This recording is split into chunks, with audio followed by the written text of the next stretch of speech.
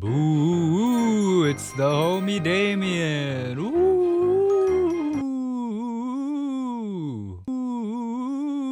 I know it's Halloween, but I'm not dressed up. I was actually gonna be Frieren, but I don't think I'll have the costume ready in time, sadly. But we still gotta do something appropriate for the season, so I was like, let me watch something spooky. Now, I could have been basic and watched Perfect Blue for the millionth time, or watched something like Shiki, or I don't know, that terrible Junji Ito anime. Or I was even thinking I could have done the infamous Ghost Story dub.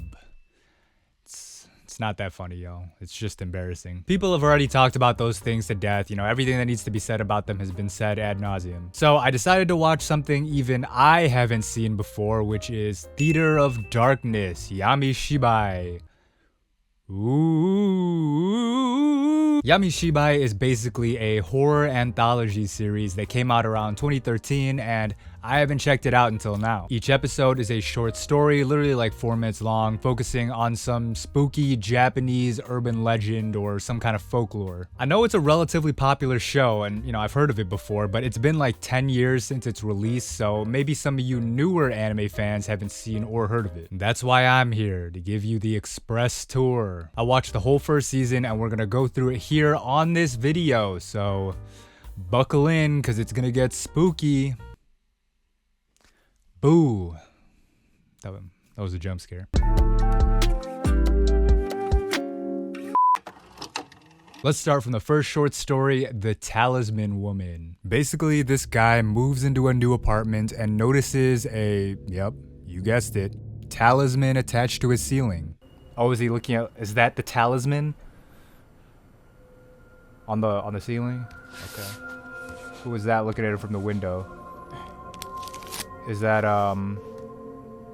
お札気持ち悪いな。こっちを見てるんじゃない。 She's kind of bad though. In another kind of show, this would be the setup for a hentai plot. As you can see, this friendly lady from across the street really doesn't want him to mess with those talismans. So much so that she violates the most ancient and sacred Asian tradition of all time. She wears her shoes inside the house. Oh my god, I told you it'd be a spooky video. なんで Okay. The lady is not there. Okay. Oh yeah, she broke in too, but the shoe thing is the real crazy part. She ends up getting arrested, and the man makes the baffling decision to keep removing the talismans, only to reveal that... What are you doing? Huh? Why would you do that? It's clearly like some kind of like protective thing. Nah, this dude...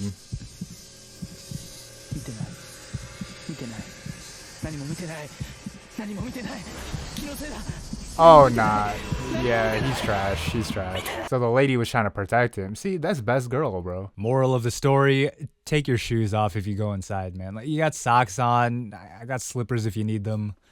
Come on. The second short story is called Zambai. Now, this one I had to do a little research on after the fact because it involves the well-known bonsai cheer. In a lot of Asian cultures, you have a greeting or a chant that basically wishes you long life. It's like, you know, wishing you 10,000 years or something. In Japan, they express this as bonsai. So keep that in mind, because this story involves a man in a mountain climbing accident who experiences a twisted form of this chant. ここはすいません Again, if this was a different kind of show, this would be the setup for a hentai. Sexy nurse comes in. We know your bill gonna be high as hell. Falling off a cliff, clumsy ass. Don't let him escape. Oh, hell no. What? Oh my god. He just went back to sleep? Oh, nah. Me personally, I'm pulling out the... Stop the cap. Oh, no, okay, that's a very creepy visual. I like that. That's the best thing we've seen so far. Dude, that's scary. That's scary. Oh, Zanbai. It's reverse.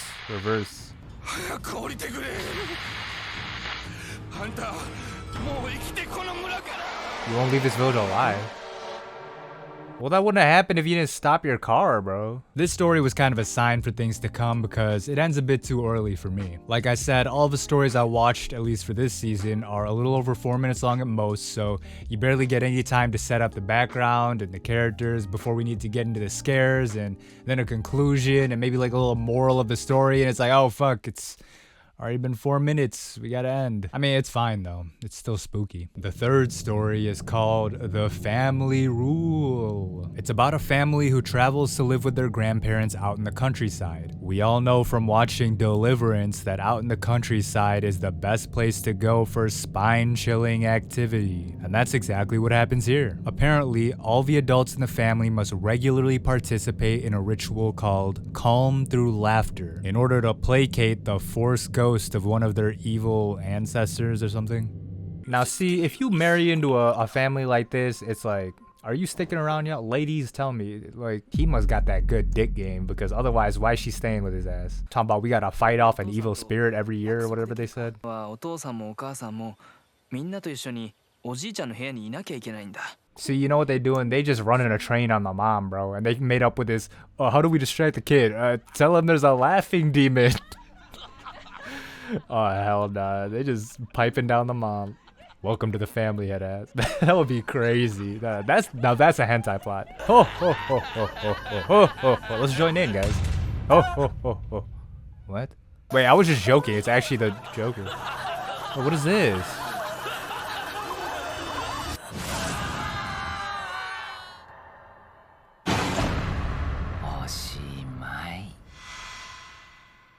Yes, believe it or not, that wasn't footage of Joaquin Phoenix in The Joker. Although Joaquin Phoenix should be in more anime. Anyway, this short was more in the style of like a Goosebumps fairy tale, something that if it happened to you in real life, it would be terrifying, of course, but this isn't real life, it's an anime that I watched on Crunchyroll. Not exactly a recipe for terror. The fourth story in the fourth episode is simply called Hair. I'll just play my reaction footage because you don't really need any background info. It's all pretty self-explanatory. Story of a teacher at a particular elementary school. Okay. これなんだろ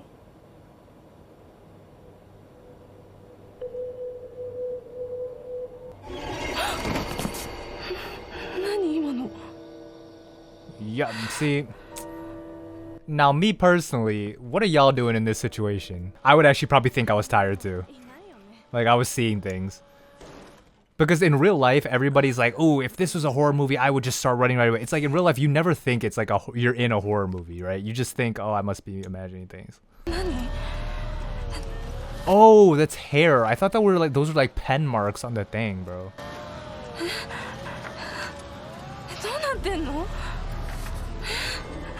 Somebody's stuck in that machine mad as hell, bro.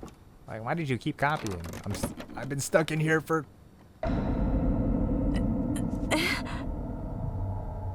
Dude, she sounds like me when I have allergies. Check the ink cartridges. Good job.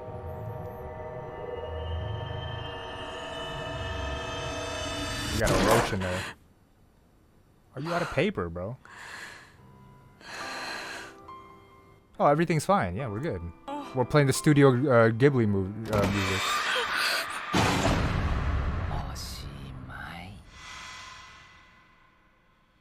Okay, but what was she doing back there? Bro, she got a troublemaker face on too, dude. Talk about some, yeah, I'm gonna get sensei with this. I'm gonna put all my hair into the copy machine.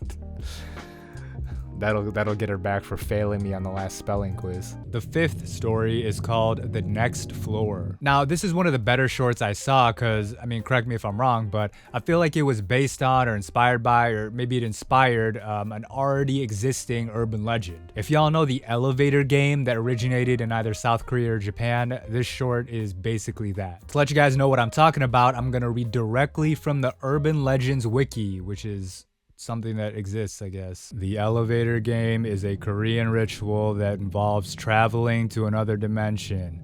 For this game, you will need a building or at least one person and an elevator. If anyone else enters or leaves the elevator in the below steps, the ritual will be reset, so it would be better to do it at night. Number 1, start at the first floor from inside the elevator. Number 2, once you get to the first floor, press the 4th floor button. Number 3, once you get to the 4th floor, press the second floor. Once you get to the 6th floor, press the second floor. If a woman enters the elevator at the 5th floor, do not look at her, do not speak, and don't talk to her. That woman is not a human. If you do, she will decide to keep you for her own. Don't threaten me with a good time. Once the woman gets in, press the 1st floor button. Do not proceed if someone enters the elevator or one of the players leaves the elevator.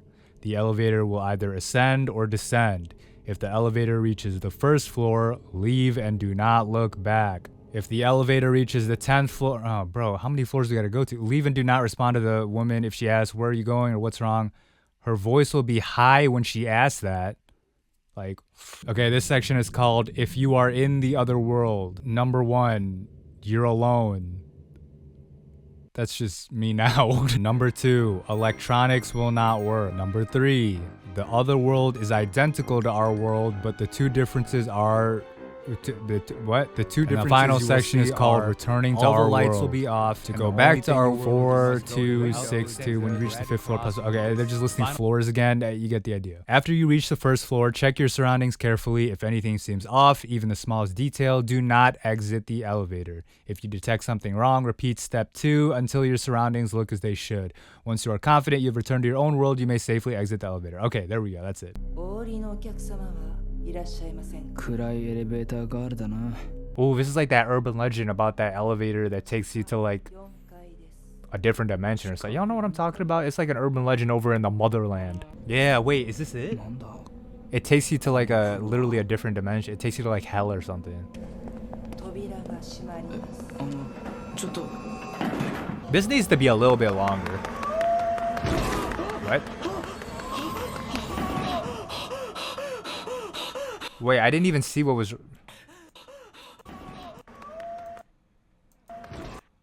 Why did it look like that? It's just like a guy, okay. That Call of Duty zombies ass.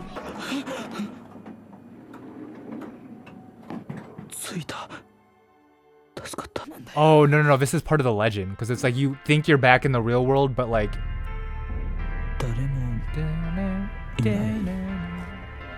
Oh, that was cool. Wait, this is scary. Your time alone. Oh, this is the scariest one. What? What? I don't know. I thought that was a pretty good one. It was spooky enough. The 6th episode is a more straightforward one. It's called The Overhead Rack. An overworked Japanese salaryman, I know, Japanese work culture is the real horror once again, is on his way home from work on the train when he suddenly notices, this thing. Wait, literally, what is that? Ew. Pretty sure there was one. Oh, those are teeth. I was like, ew, are those like maggots crawling inside of it? Oh, hell, it looks like something from, Real Monsters. Y'all remember that show? As disgusting as that thing is, I know there's somebody out there in the world who would stick their dick into it. This was a cool story because it leaves it ambiguous what the actual nature of the creature is. Is he going crazy? Is he just hallucinating from overwork? Is there actually a weird Ivan Ooze monster on the train? Who knows? Ooh, happy Halloween! Ooh. The 7th episode is called Contradiction. 64. No repeats or hesitation. Oh no, it's concentration, not contradiction. Oh, hell no. It follows a lady named Yuko who gets a late night phone call from her friend Mayumi. Apparently Mayumi and her Yakuza looking homie were visiting a spooky abandoned hospital. Now see, I want to clown them, but I would do this kind of shit too. I would do some stupid shit like this. Like, why are you out visiting haunted places? But then it's like, yeah, I would probably do that.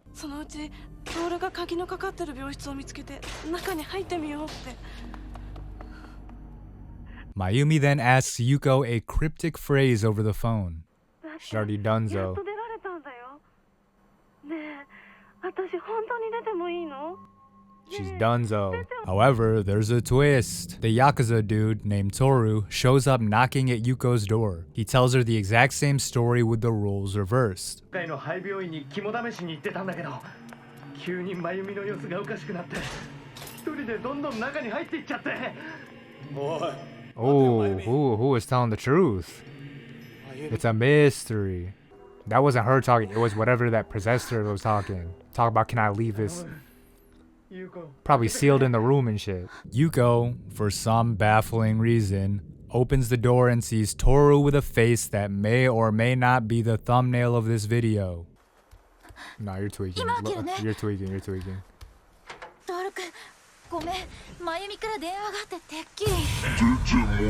Oh, he was...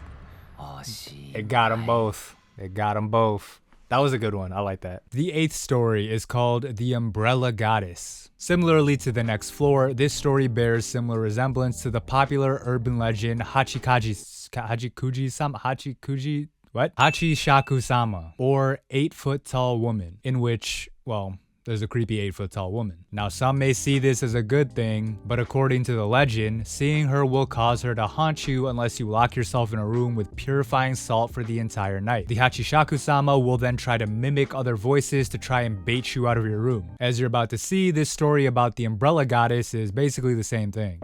Okay. The Umbrella Goddess. Okay. Talk about Violet Evergarden when she floated across that lake.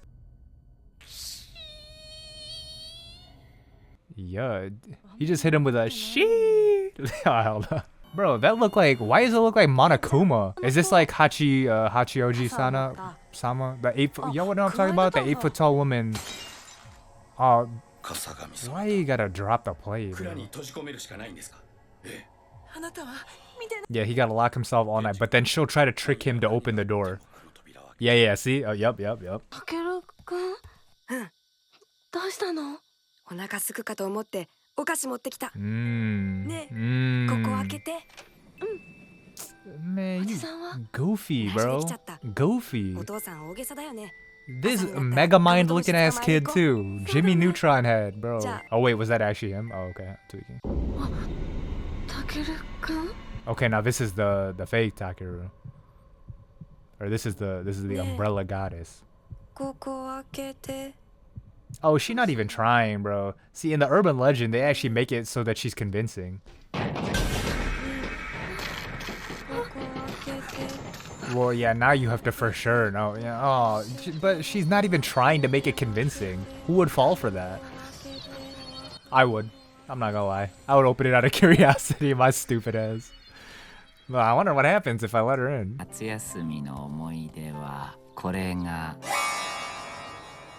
Wait, that's not fair. He did the ritual. Man, what's the point of doing all that if she's just gonna get you anyway? Because the whole point is that she's supposed to be kind of convincing. Like, who would fall for... Like, that's why I thought the first time around, when his friend Takeru or whatever was coming to give him some snacks, I thought that was already the umbrella goddess.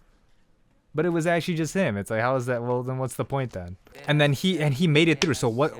Why is she able to still get him after? Now, this story is indicative of another trend common to all these stories. And that's the fact that ghosts, spirits, and curses, and other spooky things back in the motherland are very fickle. Basically, if you're cursed, you're kind of just fucked. Even if you do all the right things, you're just fucked. As you'll see in the 9th story, appropriately titled Cursed. Mother and daughter. Yakudan. Let me stop. 今度こそあなたを助けてくれそうな方が見つかったの。手は痛む？ They look like they do.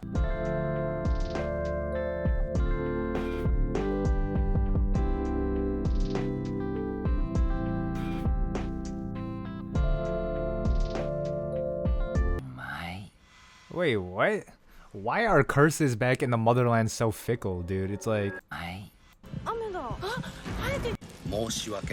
If you're cursed, you're just screwed. It's like there's no way out of it, even if you... Oh, brother, man. As you saw, the moral of the story is mind your own business and don't get cursed, because if you do, you're basically done for. Even if you make all the right moves and do everything you're supposed to, you're still fucked.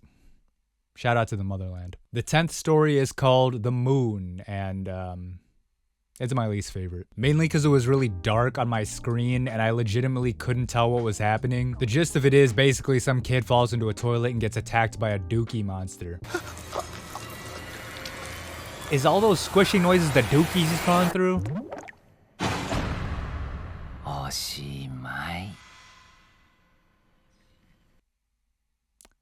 We can just move on. This video is getting kind of long anyway. The 11th episode is simply called Video. This short story hits on another common trope in Asian horror, which is the cursed videotape. Now, the American remake of The Ring is one of my favorite movies of all time, so you can already imagine that I enjoyed this one.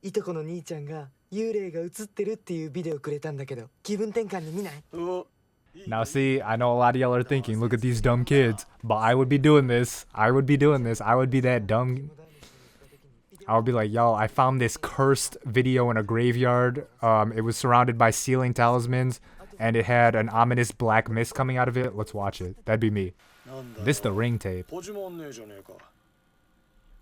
7 days. Oh, it's a face. Yeah, it's a face.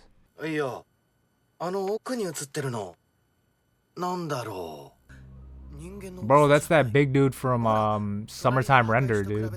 Damn, remember when you had manual like fast forwarding and rewinding like this on VHS? Some of y'all too young to even know what they're doing right now. They're like, what buttons are they pressing? Where's the touch screen?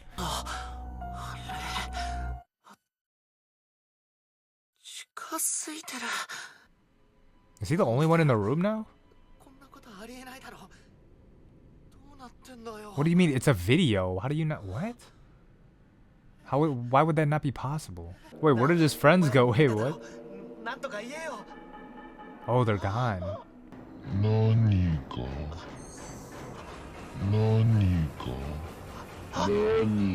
Oh my god, they're Titans. It's simple and straightforward. I like it. The 12th story is called Tomonari-kun. So, you know how I mentioned earlier how it seems like even if you do what you're supposed to do, a curse will still fuck you over? Well, imagine how screwed you are if you don't do what you're supposed to do. In this story, a group of young boys asks a high school girl living in the same apartment complex to play with their friend called Tomonari-kun. As you can see, she declines but promises to play with him soon. And just like your girlfriend who promised that it was just a girls' night out, she lies and flakes on Tomonari-kun.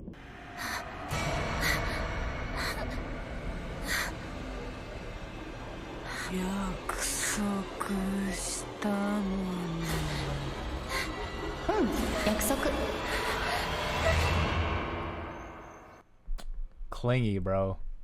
He's that... Tomonari-kun is like the where my hug type, like where my hug at type. See, the moral of the story there, don't make promises you can't keep. And also make sure you clean your house so that you don't get no black mold. Now we're at the 13th and final story from season 1 called Tormentor. And luckily, this is one of the best ones. In my opinion, of course. Apparently this story is based on, or is at least similar to, the urban legend of Kune Kune. But I ain't ever heard none of that, so yeah, let's just get into it. This episode follows a group of kids who are spying on a nearby house through binoculars in the hopes of seeing the legendary Tormentor. Apparently, if you see this entity, you like disappear or something bad happens to you. I don't know, something spooky will happen. What is that?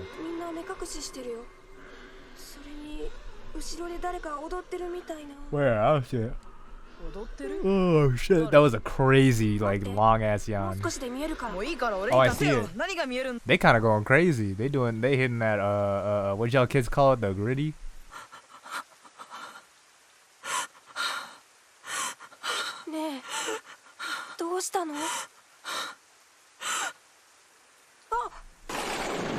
Huh? He got sniped. Get down, Mr. President, there's a sniper! As you can see, this goofy ass kid snatched the binoculars to see the Tormentor for himself, and again, even if you do the right thing, you're still fucked by a curse, so imagine how badly it goes for him now that he's done the wrong thing. をつけろよ。よし、そっちを押さえろ。目を合わせろ。よし、じゃあ2階に運ぶぞ。見るな。 Oh no, he ain't shit. The binoculars cursed too. いいの？ Lock up everybody involved, bro. What is bro い doing? ない。おじさん。なんだろう。 The whole house is cursed. It's like coronavirus. It's spread to everybody. That like pop locking ass. That was pretty scary though at the end. I'm not gonna lie. That kind of scared me at the end. Yeah, is that like a real person? 何か言って。 That's a real. Oh nah, bro. That's not animated. They got some intern to do this, bro. Oh hell, that's pretty funny, man. Bro, that's like a meme, dude. Somebody green screen him out and edit him into like random clips, bro. Shout out to the whatever staff member they got to just hit that quest crew. Kinja's popping lock, like, bro. So that was the end of season 1 of Yami Shibai Theater of Darkness. But I was just having such a good time watching, I decided to check out an episode of season 2 just to see if there was anything cool waiting for me there.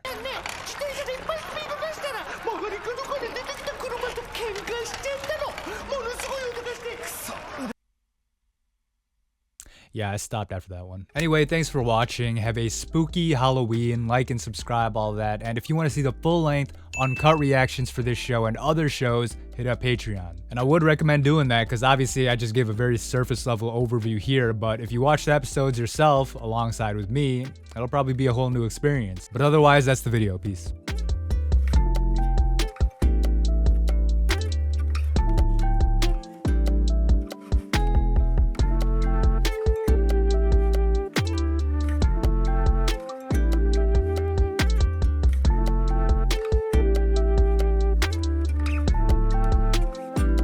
Wait, there are 10 seasons of this? And the most recent one aired in 2022. Was I just not aware of this? Do y'all remember me talking about this show when I did my yearly anime rankings? Because usually I watch everything, so like, did I forget watching this show or something? Or did it like escape my knowledge until now? Damn. That's low-key scarier than anything I saw on the show.